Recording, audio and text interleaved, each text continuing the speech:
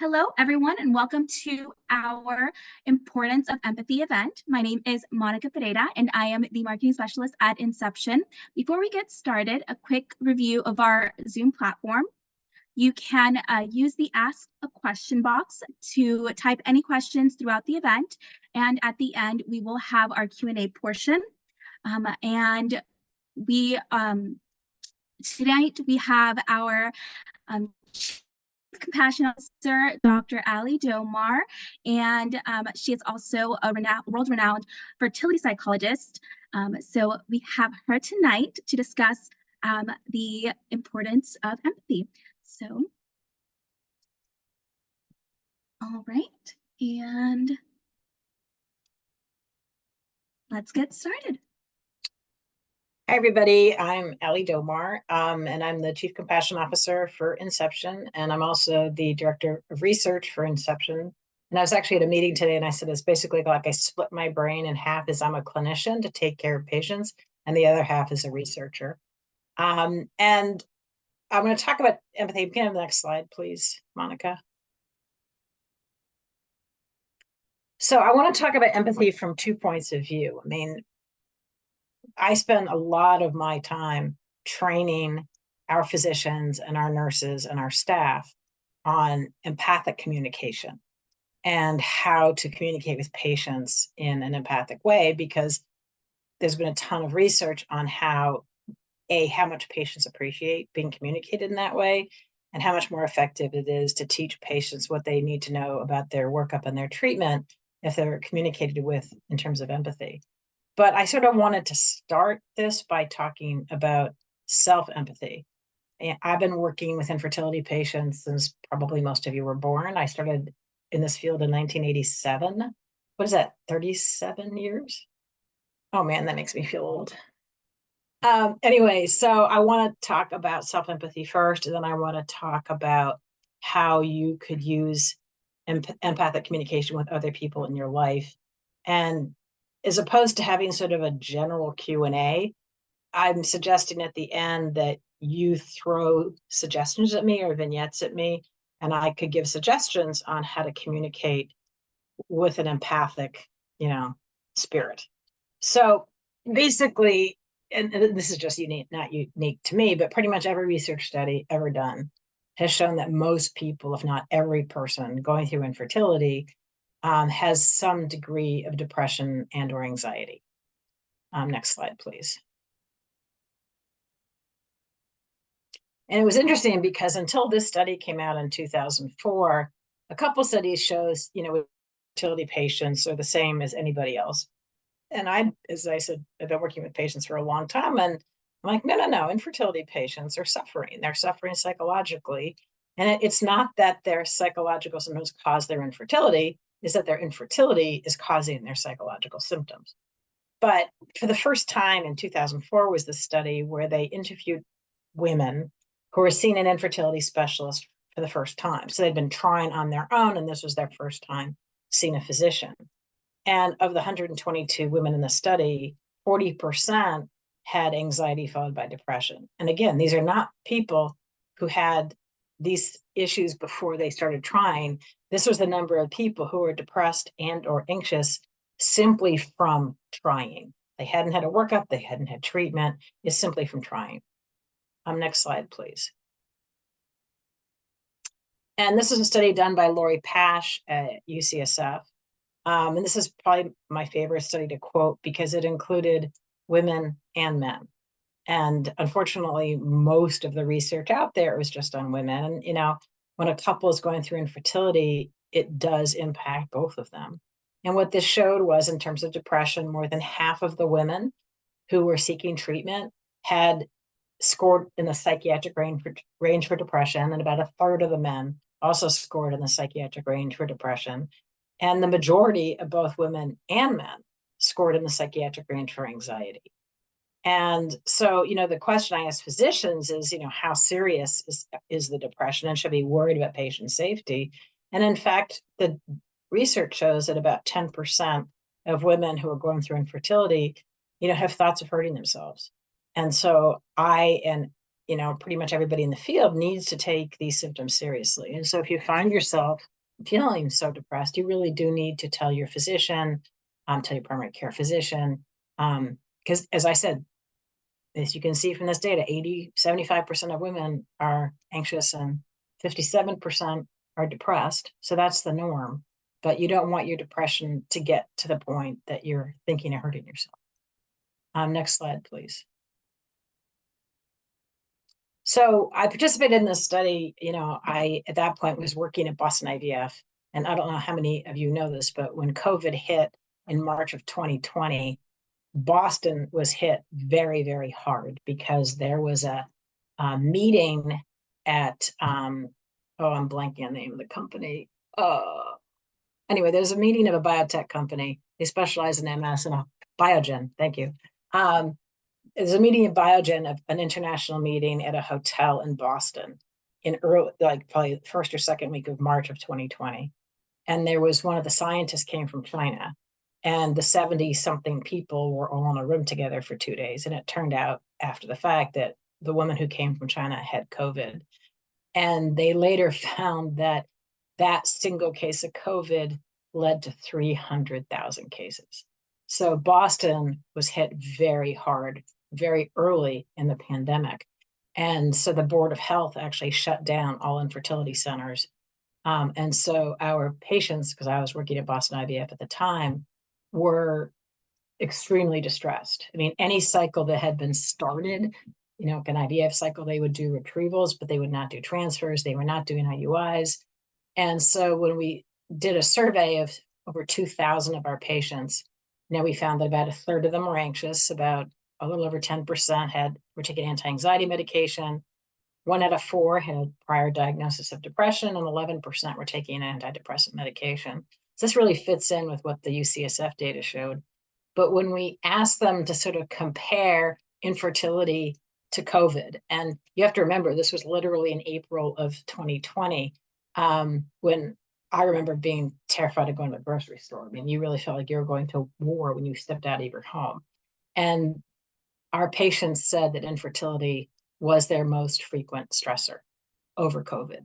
So that just gives you a taste of how much infertility can affect people. Next slide, please.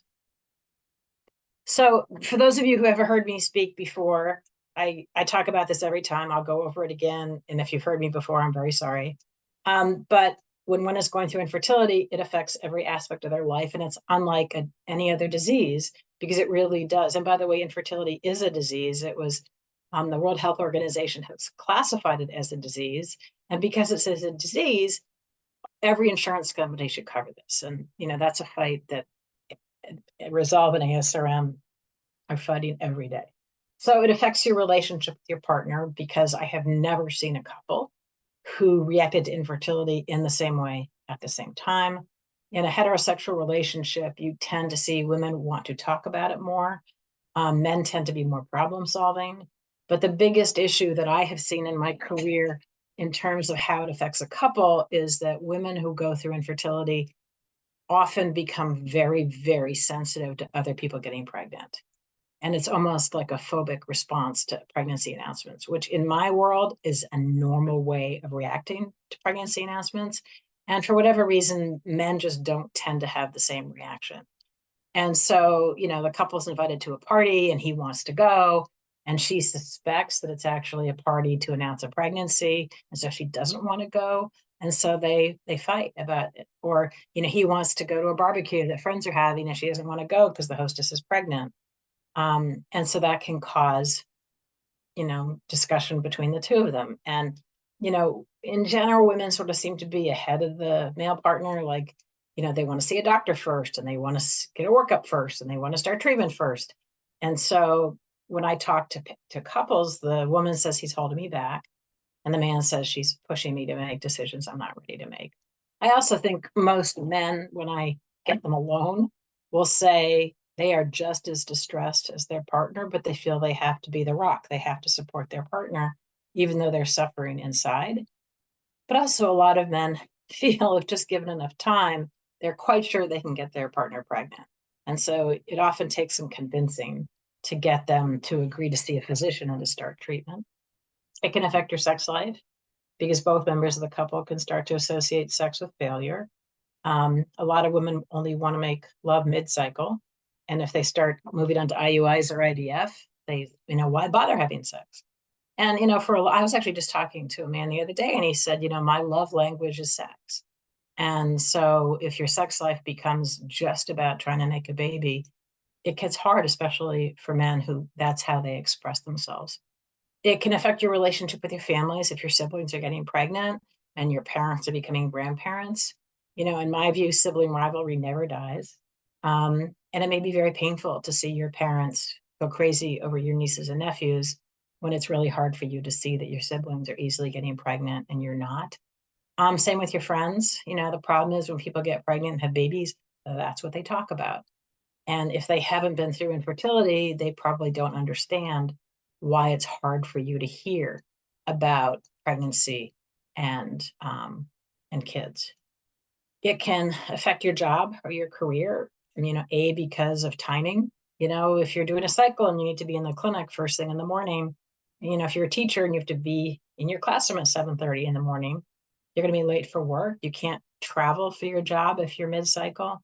And, I've had a lot of patients whose job or career involved being around pregnant women. I've had patients who were obstetricians, who are nurse midwives, who are pediatricians, so they can't get away from seeing pregnant women and babies. And that's also hard because, if you're a engineer or an accountant, you can sort of get away from your infertility. But if you're an obstetrician, you can't do that. It can obviously affect your finances. Because infertility is not covered and it's not mandated in most states. It's certainly gotten better in the last few years. But I was talking to a patient today who just found out that nothing was covered, and she was trying to figure out how she was going to pay for an IVF cycle. And also can affect your religious beliefs. There have been a few studies. I did one with one of my interns who was an Episcopalian minister. And it's hard because a lot of people feel like this is the first time God hasn't answered your prayers, or you wonder if you're being punished by some past behavior. And so it really can impact every area of your life. Next slide, please.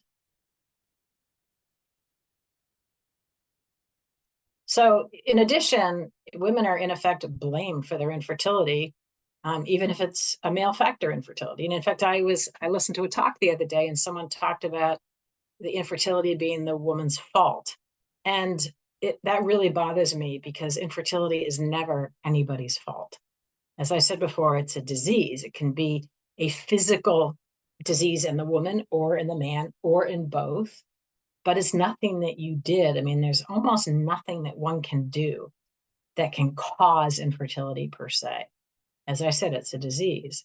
And so no matter what the diagnosis, and in many couples where there is a male factor, the male partner doesn't want anyone to know it's a male factor. And so everyone assumes it's the woman. And so they'll say to her, just relax, or don't work so hard, or you're doing something wrong, or quit your job, or drink more wine, drink less wine, exercise more, exercise less. And she feels blame for her infertility. And so in addition to all the feeling she has herself going through it, then she starts to feel shame and guilt and depression. And, our society, I think, is starting to open up and people are talking more about their infertility. And I actually get People magazine so I can stay ahead of my patients. But it is pretty impressive how many celebrities have come out and talked about their infertility and talked about their pregnancy loss. So I'm hoping it's going to come out in the open more. My next goal would be to have miscarriage be out in the open more, because I think the more we talk about it, the more people will realize, as I said, it's a disease. It's nothing anyone did or didn't do. Next slide, please.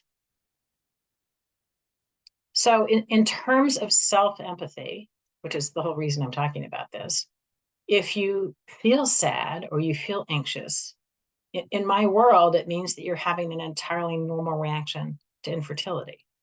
And so when I think about self-empathy in this arena, it means you really need to take better care of yourself and don't judge yourself.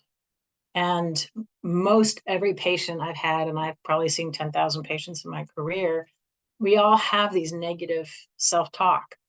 And you know, the I will never have a baby or all those other things. And, you know, there are ways to counter some of those negative tapes.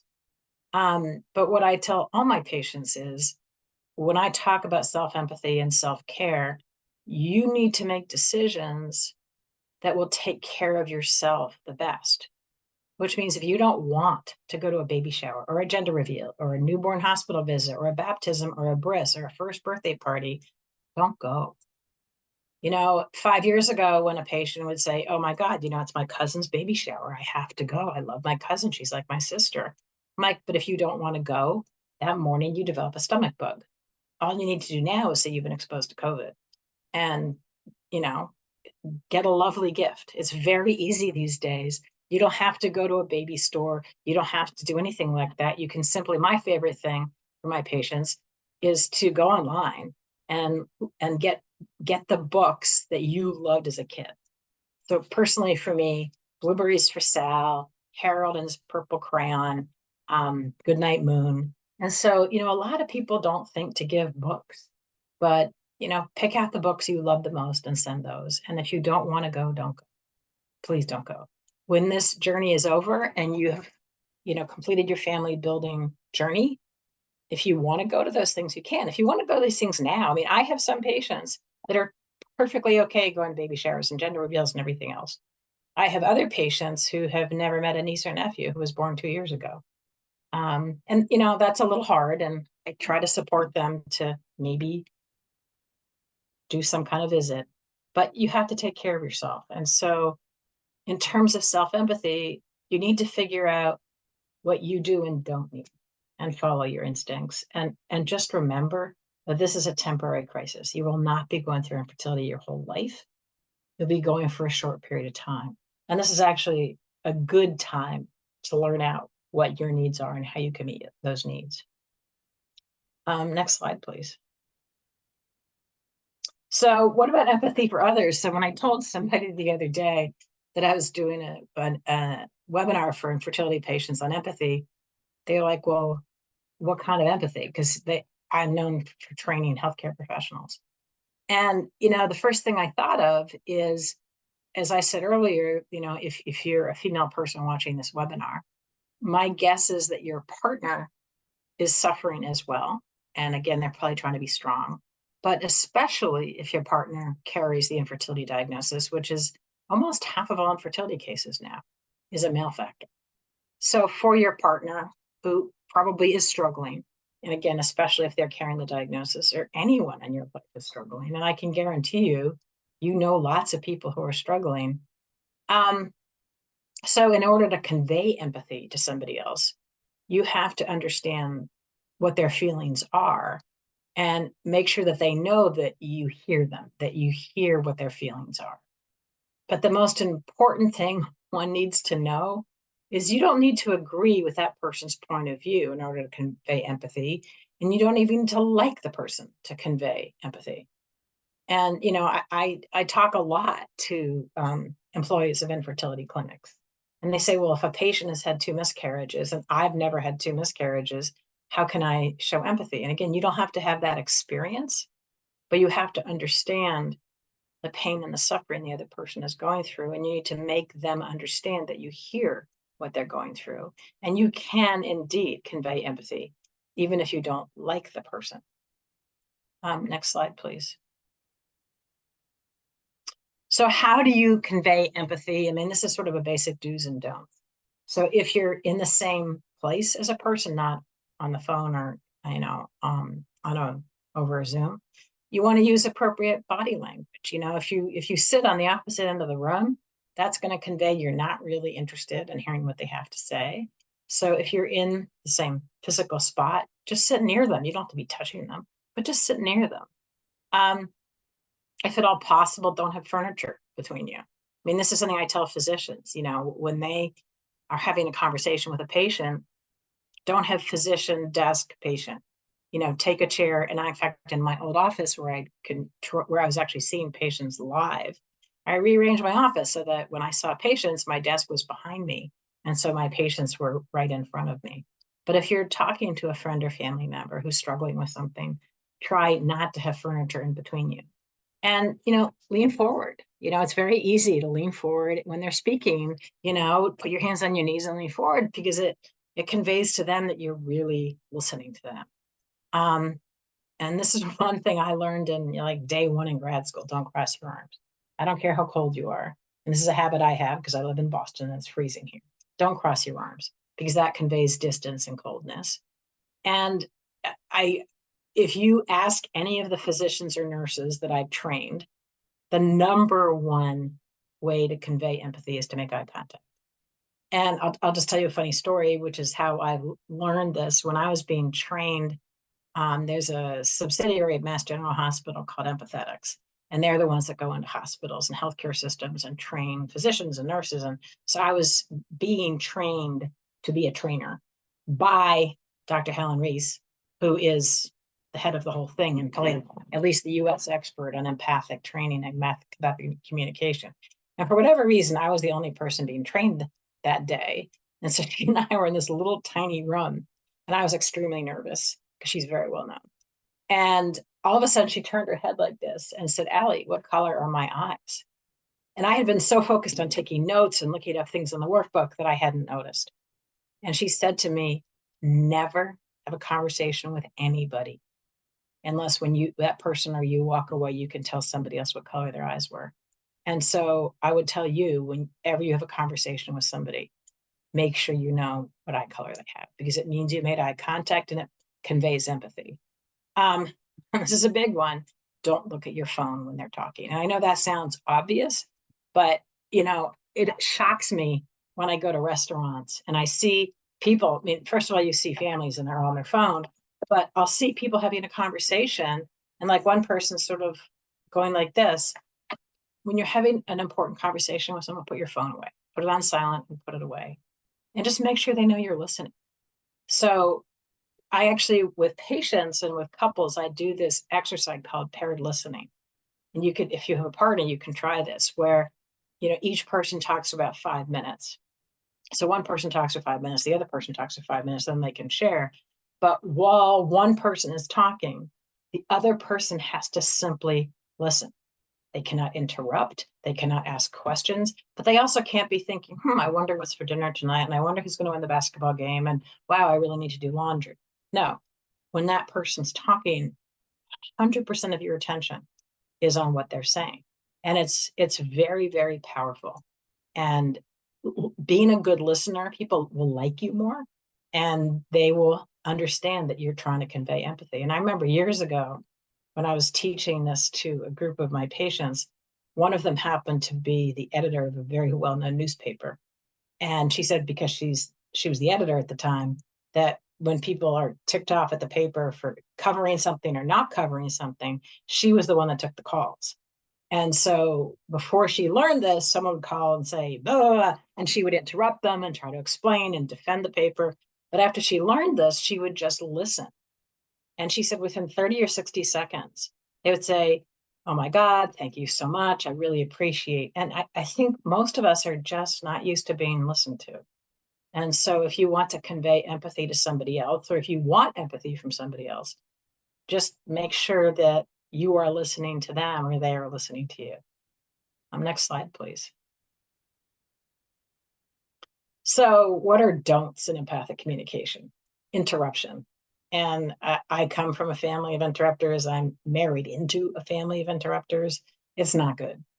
And if someone is struggling and talking to you about how they're struggling, let them talk.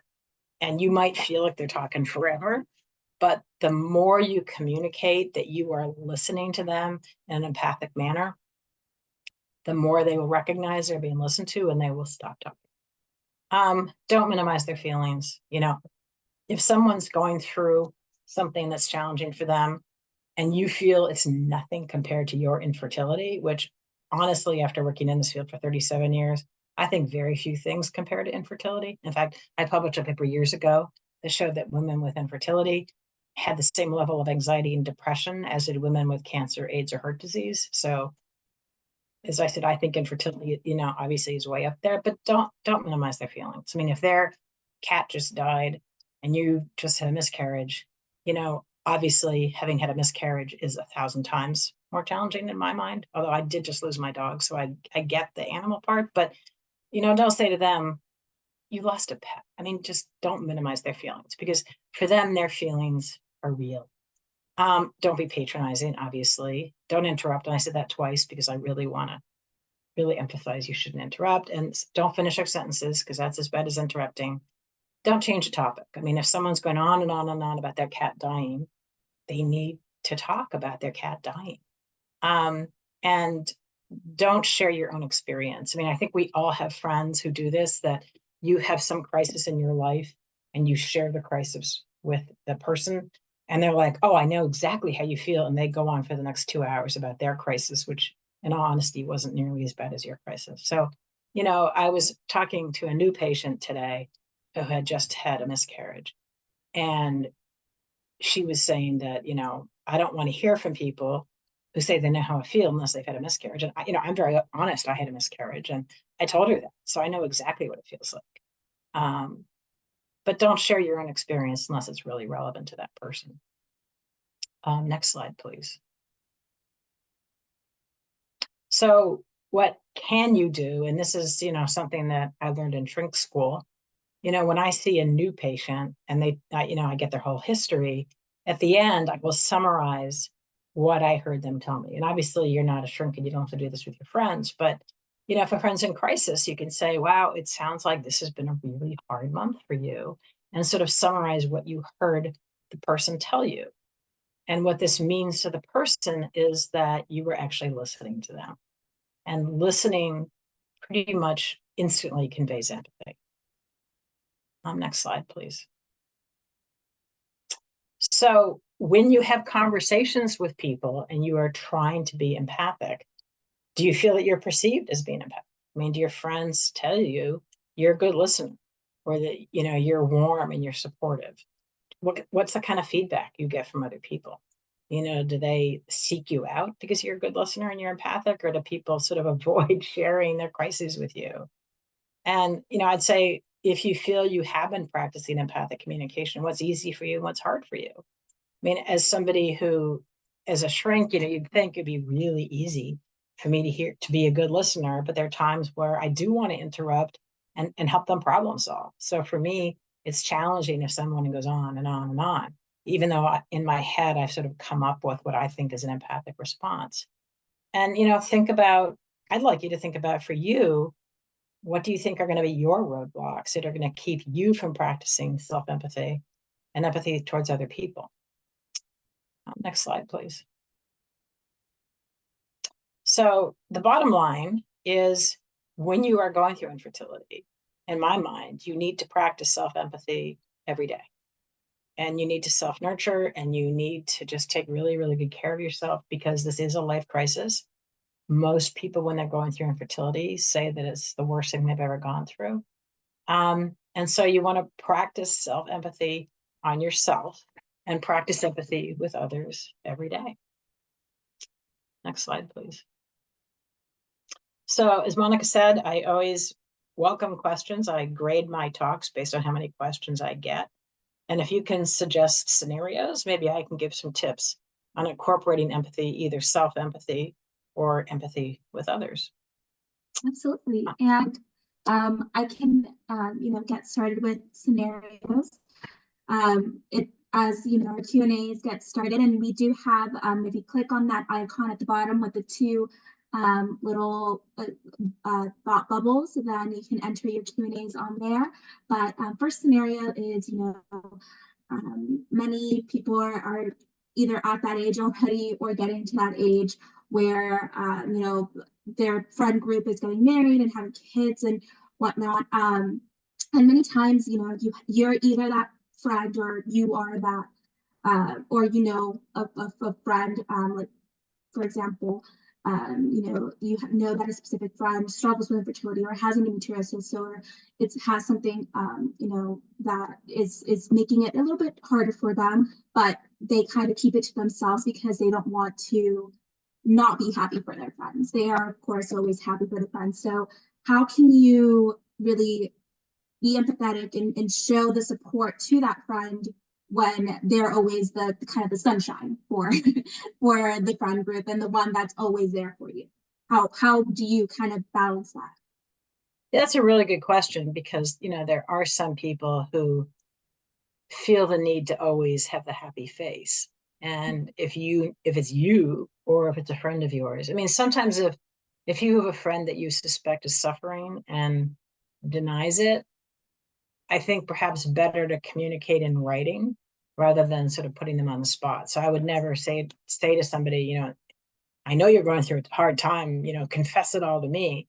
But I might text them or email them and say, I'm guessing, this is a challenging time for you. And, I'm not going to say, what do you need? Because most people say, I'm fine. But can I bring you dinner? Can we go to a movie together? Can we go out for ice cream? I mean, give them 10 different ideas. I remember years ago, I was on a panel with, I'm forgetting her first, Lee Woodward and Lee Woodruff, and her husband, and this is a long time ago, Bob Woodruff, was the anchor, I think it was ABC News. And so he was embedded in Iraq in a tank for ABC News. And the tank was bombed, and he suffered a catastrophic brain injury. And he's actually okay now, but he was not okay then. And she, at that point, had 4 kids. She actually went through infertility. So, and she wrote about it in the book, so I'm not violating any confidentiality. And she said what was really frustrating was everybody would say to her, let me know if there's anything I can do, or, or leave. And she just put her on the spot in terms of, what can I do? So what she ended up doing was writing down the name of every single person that offered to help. And then when she needed her dog walked, or when she needed groceries, or when she needed someone to bring over a bottle of wine, she would just go down the list. And so I would suggest the same thing. If you feel like you need help from your friends and family, reach out and ask for it. And if you know somebody who's going through a crisis, don't just say, let me know if you need something, specifically offer things to do.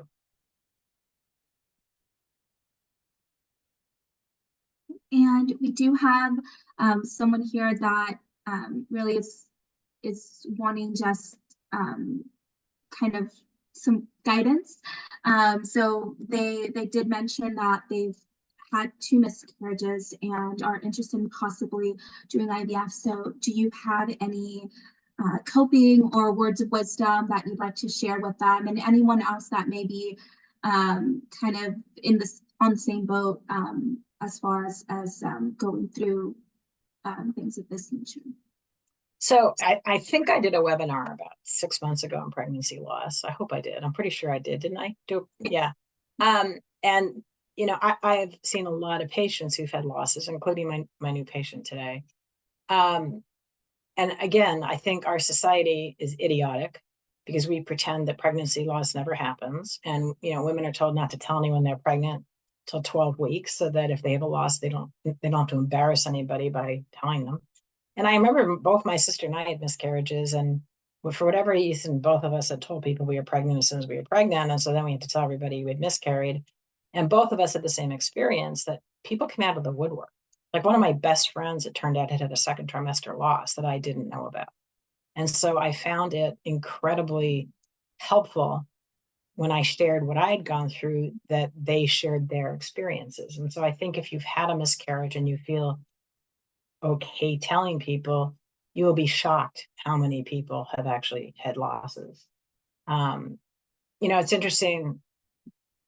I had a new patient not long ago who got pregnant easily through sex, like the first or second month she tried, and then had 2 miscarriages.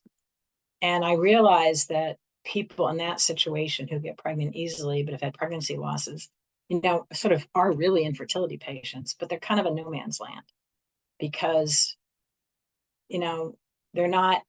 they're fertile and then they get pregnant very easily, but they're infertile in that they haven't had babies. And so we're actually starting these centers of excellence for people who get pregnant easily and miscarried, because they need to see a reproductive endocrinologist and have a workup. And a majority of the time you do find a reason why they're having miscarriages. And can usually find a solution. Even if someone has had 2, 3, 4, or 5 miscarriages, the odds of them having a baby with their next pregnancy are still very high. But one does need to see a reproductive endocrinologist to do a workup to figure out what's going on. And in fact, yes, a number of people who have miscarriages would benefit from doing IVF because there's a relatively new entity called PGT, which stands for pre-implantation genetic testing. And they can actually take a couple cells off of an embryo and determine if that embryo, which is actually called a blastocyst, but that embryo is chromosomally normal versus being abnormal. And then they only transfer chromosomally normal ones, which then would decrease your risk of having another miscarriage. And that's not the cure-all for everybody who has miscarriages, because miscarriages can be caused by issues with the uterus, infection, all kinds of other reasons. But if one is having miscarriages because of chromosomal issues, doing PGT can reduce that risk. I think pregnancy loss is undervalued as a crisis in our society. And, you know, as I said, I gave a webinar about 6 months ago on all kinds of ideas of things one can do to cope. And I think perhaps the most important one is to make meaning of that soul. And, you know, I've had patients, you know, get a piece of jewelry that had the birthstone of what the baby, when the baby would have been born. You know, when I had my miscarriage, we planted a rhododendron bush in our front yard. And honestly, it's been 24 years. I was and still am absolutely obsessed about making sure that bush gets watered. Because the symbolism for me is that rhododendron represents the baby we lost. I've had patients write letters. I've had patients, you know, donate money to a charity that has meaning to them in honor of that little soul. But don't follow what society said is just suck it up and move on, because I think you have to mourn. And most people, especially those who have gone through infertility, you know, the minute someone says you're pregnant, you visualize, you know, what the baby will look like, and will it be, what sex will the baby be, and what names, and where do you want the baby to go to college, and things like that. And so you may be one day pregnant, but the dream is already set. And so if one has a miscarriage, it is a death. And I think you have to treat it for yourself like a death and mourn in a way that has meaning for you. Absolutely, thank you. And I will say that we also, if you're ready to take that next step and see an REI, a reproductive endocrinologist, we do have the link on the resources section for the Prelude Network, and you can see what clinics are in your area and speak to one of our doctors on there through the clinics. So we have a next scenario here. Can you provide guidance on a couple where they are living away from friends and family? The male struggles with infertility and wants to be strong for the wife. How do you stay empathetic for each other with lack of a support system? That's hard to be away from friends and family. I mean, you know, these days, I mean, it was harder 20 years ago because we didn't have Zoom and texting and everything else. And so I would take advantage of what technology gives us to stay connected to friends and family. I would say I'm a big believer in Resolve, which is the National Fertility Organization, and they offer support groups across the country. And I'm a big believer in support groups. I was trained years ago in how to run Resolve support groups. And I think there's a lot of power in being with people who get it.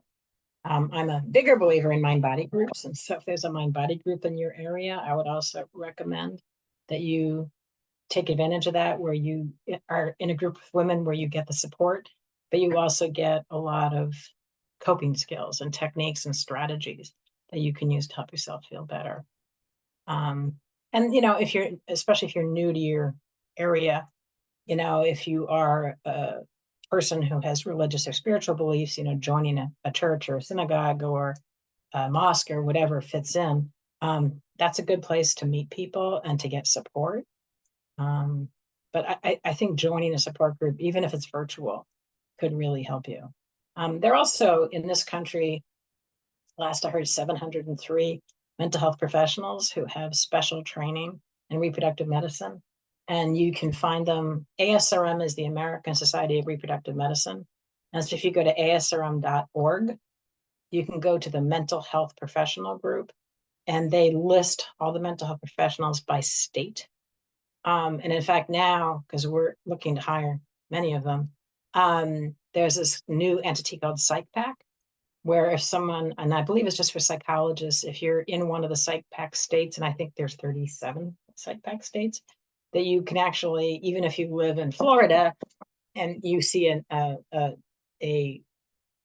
like a biography of someone in Texas or whatever, I think Florida and Texas are both PsychPack states, you can actually do Zoom sessions with somebody as long as they're PsychPack.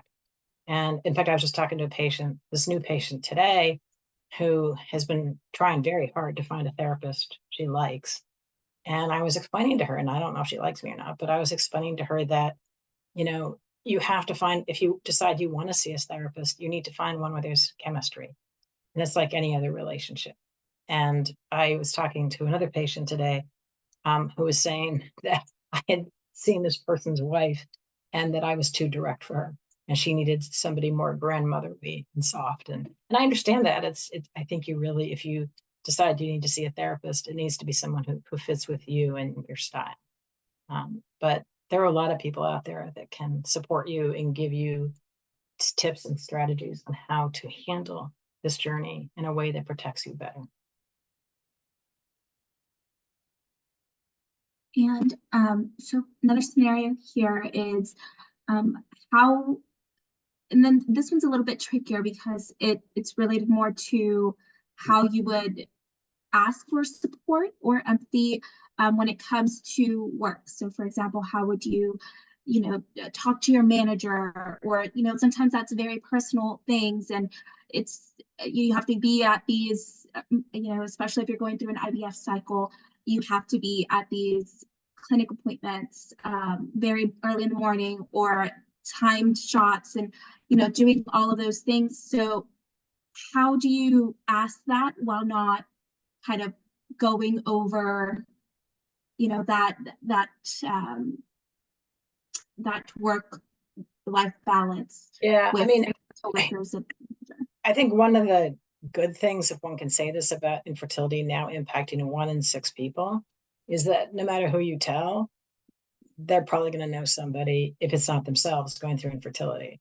And I was actually at a webinar a couple of days ago, and I was saying, well, if your boss is a 25-year-old single man, he may not get it. But if your boss is a 45-year-old with triplets, there's a good chance they went through infertility and they will get it. And so I think, one of the most common questions I get asked is, do I tell my boss or manager? And I don't think there's any one right answer. I mean, infertility is covered. Oh, I just lost the slide. Monica, we don't see, oh, there it is. The infertility is covered by the Americans with Disabilities Act. And so you can't get fired or demoted because you have infertility. But the question is, do you want to tell people at work? And you don't have to tell people at work, by the way. Everybody is entitled under federal law and state laws to take time off when they need it for medical reasons. And I can't tell you whether or not you should or should not tell your manager or supervisor, because I really think it's an individual thing. But you are protected.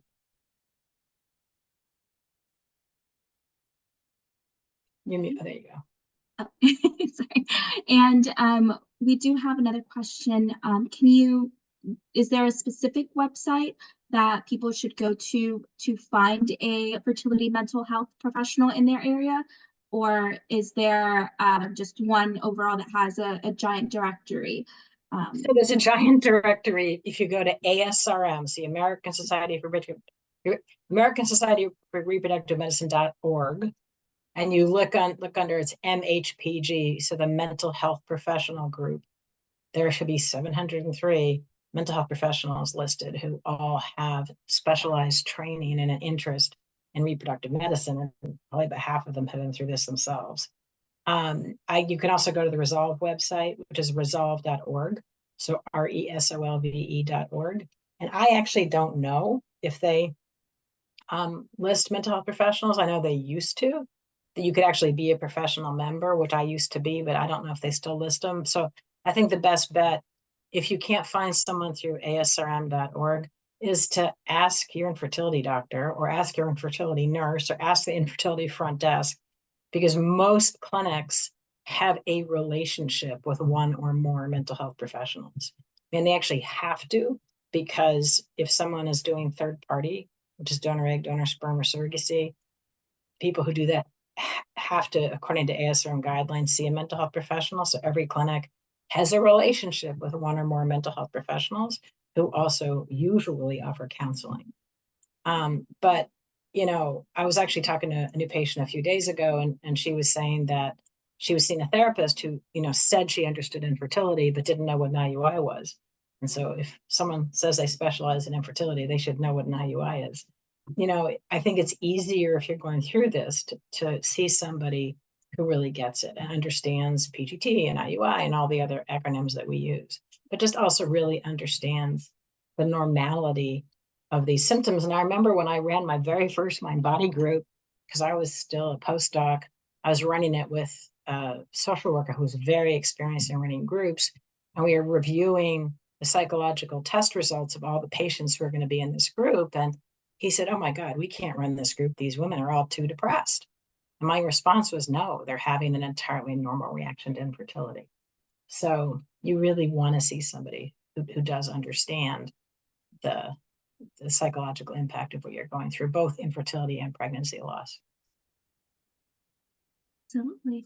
And is there, we've spoken, of course, about the friends and, of course, coworkers who, of course, you spend a lot of time with, and your partner. But what about family members? You know, there's, of course, the aunts or the siblings, or of course even the parents. So how can they help and be empathetic of their and supportive of their loved ones that may be going through some things? Or even if, let's say, a mother went through infertility at a moment where it was a taboo to speak of, or it wasn't even spoken about.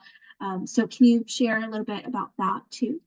So I thought you were going in a different direction. I thought you were going to say, how can I deal with family members who are insensitive and say stupid things to me, which is I mean, the we question can, I yes. would ask most often. But I would say if your family members are asking how they can be more supportive, I would say number one is they need to educate themselves about infertility. And they can go to either asrm.org or resolve.org and really read about infertility and read about the normal psychological reactions to infertility and read about the medical aspects of infertility, because you don't want them asking you stupid questions. And I've actually in my practice seen mothers and mothers-in-law who are torturing my patients by saying stupid things and saying, "Oh, you know, my hairdresser's second cousin's sister's next door neighbor did this and got pregnant." You don't need to hear that. And you don't need to hear, "Well, you know, I read in this magazine that if you drink pineapple juice, you'll get pregnant." That's not the kind of support you need. You need the support that says, you know, "Do you want a hug?" Or, you know, "Tell me what you're going through and let's see if I can figure out how I can better meet your needs." Or whatever it takes, you know, making you dinner or bringing you ice cream or whatever else. Um, Unfortunately, I do hear more of the former, that people just say stupid things to you. And, you know, if I had a nickel for every time someone said to one of my patients, "Just relax and you'll get pregnant," or "Just adopt and you'll get pregnant," or "You're trying too hard, or you should quit your job," I just wish those people would take a step back and read a little bit more about infertility before they say things like that. And the solution, honestly, if people do say stupid things to you, is what I call snappy comeback lines. So if there are things people say to you that you are sensitive to, memorize 3 responses. And the first response can be polite, like, "Oh, thank you for your suggestion." The second response could be educating them, like, "Oh, I appreciate your suggesting I drink pineapple juice, but there's actually no data to support the fact that pineapple juice makes you pregnant." And the third is what I call zingers. So if someone says something to you that you suspect or know is being said unkindly, zing them right back. if they say, so when are you gonna have a baby? You could say, well, we're waiting to see how the dog turns out, or, just something that shuts them down. Because, you may have the best brothers and sisters in the world, but I've had a lot of patients who don't have the best brothers and sisters in the world, or don't have the best parents, or don't have the best in-laws. And so you need to be able to protect yourself.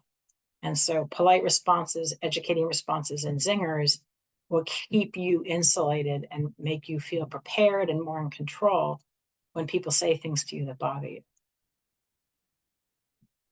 That is a great point. And I will say one snappy, or I guess Zinger.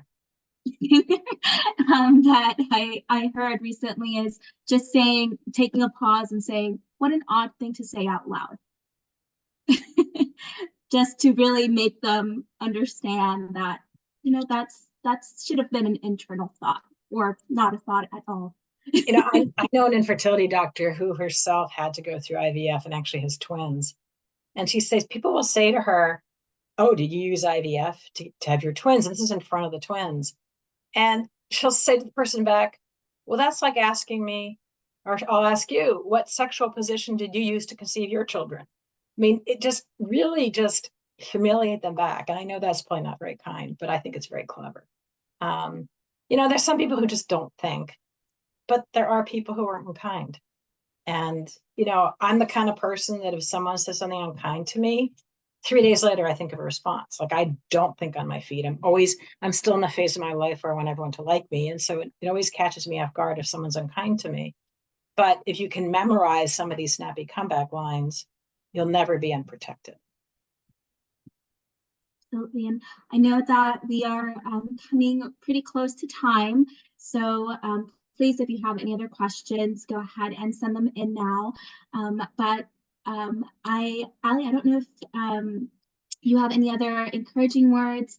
Well, somebody has a raised hand. Have you been watching that? Because I see it on my screen. Oh, so if they do have a raised hand, if you have a question, then we can certainly go ahead and answer it live if you do have a question. I'm not seeing any questions at the moment. She just disappeared. Hold on. Hold on. Let me see what happened. I would say to the person who just had their hand raised, can you post a question under Q&A? Yes. And we'll just wait one more minute, Monica, if we can, to see if that person wants to post a question. Of course. Yes. And it's taken me like 5 years to figure out that I can. Oh, someone just popped up in the Q&A box. So how can we handle people assuming that the woman is the problem when the issue is not with her, but not wanting to necessarily put the blame on their husband, which of course no one is to blame or anything of that sort. But when it comes to those difficult conversations, how would we navigate that? Well, I'll tell you a story and then I'll try to answer the question. So I had a patient a few years ago who herself was reproductively healthy, and her partner had a severe malfactor. And he was so embarrassed that he didn't want anybody to know, including his family. And so the couple was always very vague about what was causing their infertility. And it happened that my patient was very round. And her mother-in-law got it into her head that the reason they were going through infertility is because my patient was overweight, and kept on criticizing my patient for eating habits and criticizing her for not losing weight. And my patient was being very protective of her husband and didn't say anything. And lo and behold, they were at a family wedding and they were all seated at the same table and they were passing out the wedding cake. And my patient picked up her fork to take a bite of the wedding cake. And her mother-in-law said, see, that's why you can't get pregnant. You just eat a lot of junk food and you're too fat. And my patient had it. And in front of the whole family, she said, I am perfectly fine. Your son does not produce sperm. And that's just not a good way to handle the situation. But I think that's what can happen if one keeps it to oneself all the time. I'm not saying you've got to tell people there's a malfactor, but I think you do have to come up with some kind of plan about how to talk to people. I mean, if you guys don't want to tell anybody who carries the diagnosis, I think you could just say, we're still undergoing testing to try to figure out what's causing our infertility, or we're seeing the best doctor who has a really good plan to try to help us get pregnant.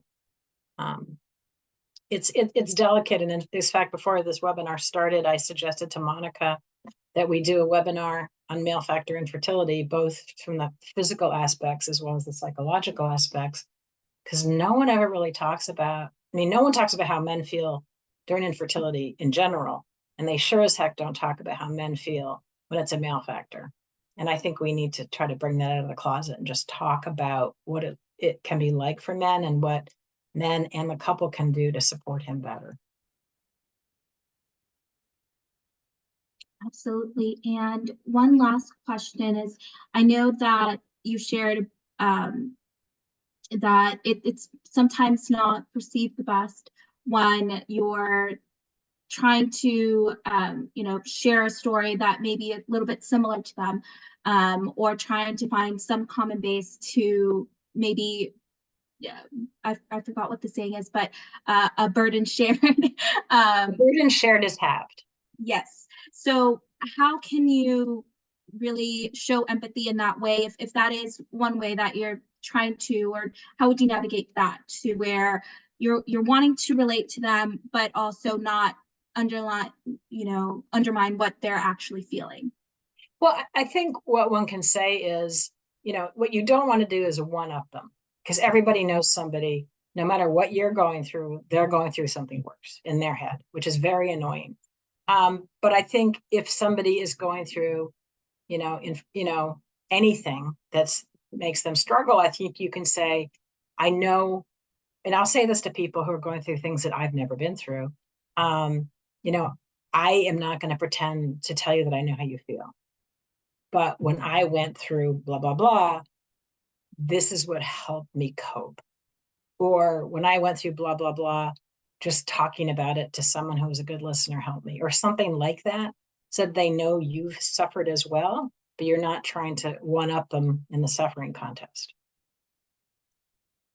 People who are suffering, if they open up to you, just want to be heard, and and it's okay if you say, I've suffered too, but say it in such a way that you're showing empathy, that you understand the concept of suffering, not that you're saying you've suffered more, even if you actually have. Absolutely. No, I agree. And I know that many times it's the person may be meaning well, but it just comes off in not the best light. So definitely those are good things to keep in mind. Are there any other tactics or tips that you have before we close out?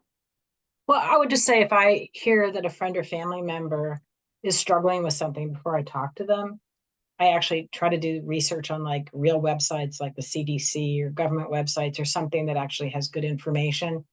Not that I'm going to be an expert, but that I can know a little bit more about what's going on before I talk to them, so I don't sound like an idiot. And of course, we do have those resources on there. So we have the links for ASRM, and we have the links for Resolve on there, and of course the Prelude Network. So of course, please go ahead and check those out. And I will launch the poll now. So please share your opinions on this webinar. We hope that you found this webinar very informative. Of course, thank you all for attending this event, and thank you, Dr. Domer, for joining us tonight. We hope that you found the session helpful and informative, and we hope that you use these tactics not only to be empathetic for yourself, but of course to your loved ones. You will receive a recording of the virtual event that you may view as a refresher at any time. And with that, Dr. Moore. One thing I'll add is we're always looking for ideas for webinars. So if you have an idea for a webinar, please fill out the poll and suggest them. Yes, absolutely. All right. Well, thanks thank everybody. You so much. I wish you all the best of luck. Thank you.